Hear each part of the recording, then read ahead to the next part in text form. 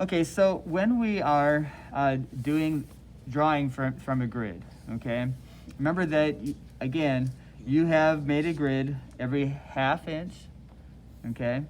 I need to mask up. Every half inch, and then you make your grid going across, okay? Then I would strongly suggest that you go ahead and letter it A, B, C, D, E, all the way up to J, and then number it 1 all the way down to 14. Okay, that way you can easily see which one of these numbers and letters correspond with the picture that you're seeing. Okay, whoops, don't make 11 twice.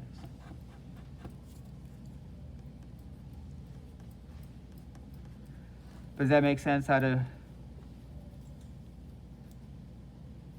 be able to tell the difference? That way you can see, okay, so J6, it has nothing in it, but I6 does, okay, and then what part of that is in that square. Okay, so when you're doing this, now you're going to look at, I've already done some of this. Let's go ahead and take a look at number 4, B. Okay, so 4B continues this line straight down to the bottom of the box here. And then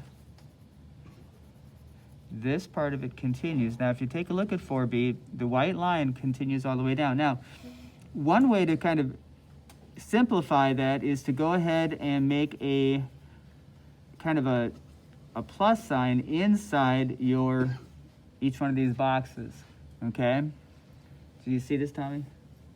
Okay, so you're going to make a plus sign in there, and then that more than likely will tell you, if you have your plus sign here, I know that this black part of the box here is going to continue down on the left side of that plus sign, okay?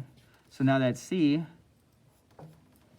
is going to continue, and then if I take a closer look at 4, the C stops right here and goes right through that intersection.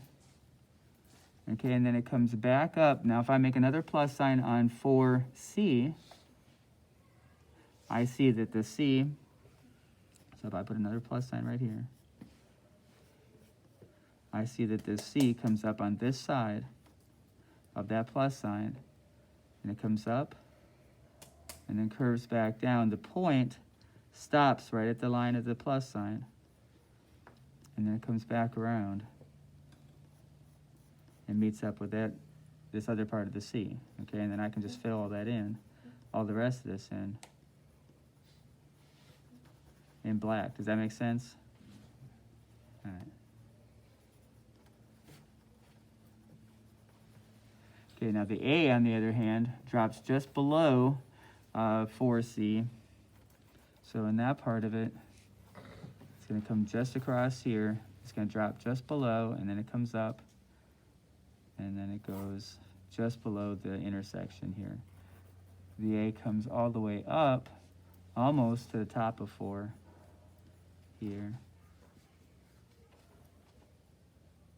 and then comes across. Okay, and then we can just make that, this oval that comes in there just comes right here like this.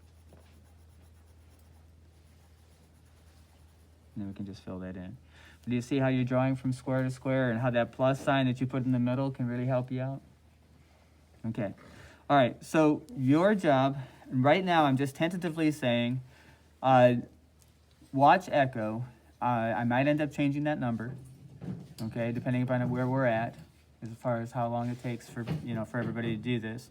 But I'm going with 70 squares because a lot of it's blank. And I'm pretty sure that a lot of it's blank for just about everybody, okay? So I'm going with 70 squares. Let's see where we're at the end of class. And then I might change that number, I might not, but let's see where we're at, okay? All right, so go ahead and finish your grid if you haven't finished your grid.